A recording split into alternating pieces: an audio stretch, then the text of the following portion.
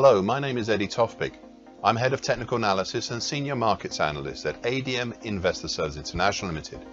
And here is your weekly technical analysis of New York and London coffee markets. New York coffee. Since late June and probably as far back as early June, there's been in the market a case of 3 steps down and 1 step up. There have been 2 separate occasions so far, and we are just seemingly finishing off the second such case. In the bigger picture, the market is still dominated by the break lower in mid-June from the lopsided, large January to mid-June diamond pattern. This is highlighted in bright red on my daily chart. Prices reached down to the primary target for this pattern in the 156.35 zone back in early July, and again in mid-July, before finally pushing below during mid-August. We still have the secondary harder to reach target X1 down in the 141.80 zone, though that is looking increasingly closer actually. At this time, prices are capped by the Fibonacci and other congestion between 153.30 to 153.65 and the 2017 high at 159.30, which has the rapidly descending short medium moving average currently 159.5 nearby.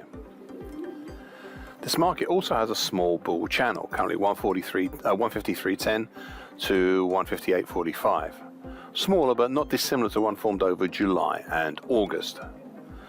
This all leads me to my final point, something I've highlighted for quite a few weeks now, and that is a small descending scallop pattern over mid-June to mid-August.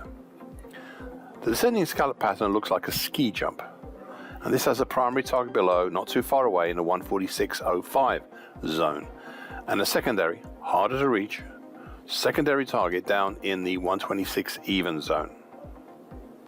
This also begs the question as to whether the action since, well, within August, let's say, could also be seen as a small descending scallop pattern, if it were not even a bull flag.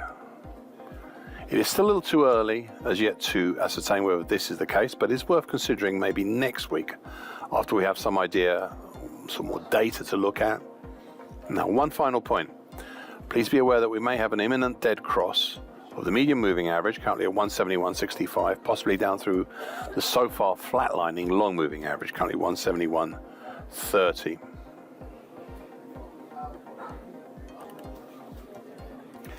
London coffee. The changeover gap back in July, originally 24.93 to 26.17, saw the market push down through the core of July support. And that's the important short medium moving average, currently 25.29, and turned that actually into clear resistance. Prices dropped below support at 25.18, 24.68, and even the rising medium moving average, currently at 25.25. But this was where the market started to form a new pattern in late July, just above support at 24.11, which is also the primary target for X.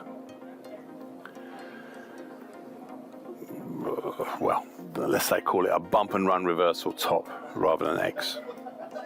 And a harder, much harder potential secondary target X1 for this pattern is down around the highs of late February to early March. The primary target's already been achieved. And the highs of late February and early March are about where the lesser Fibonacci line is at 22.03. I am currently doubtful as to whether we'll see this secondary target. Well, that now leads me to another newer pattern, one I have discussed here 4 weeks ago. It is the mid-June to date descending wedge pattern, currently 23.51 to 25.05. Now this pattern is highlighted on my daily chart in dark blue. I have reasonable confidence in the upper trend line as it was made prior to the changeover, though the lower trend line has been made post changeover, though it still looks good. The immediate resistances overhead, apart from the upper trend line, is a combination of the declining short medium moving average, currently at 25.29, and the rising medium moving average, currently 25.25.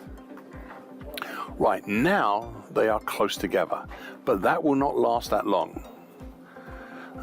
Below we have some congestion at 24.68, and then the previously mentioned congestion around target X at 24.11. Thank you for listening.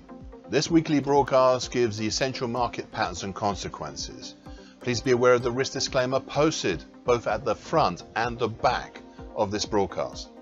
Copyright is Eddie Tofpik and ADM Investor Services International Limited. And here comes the final important bit.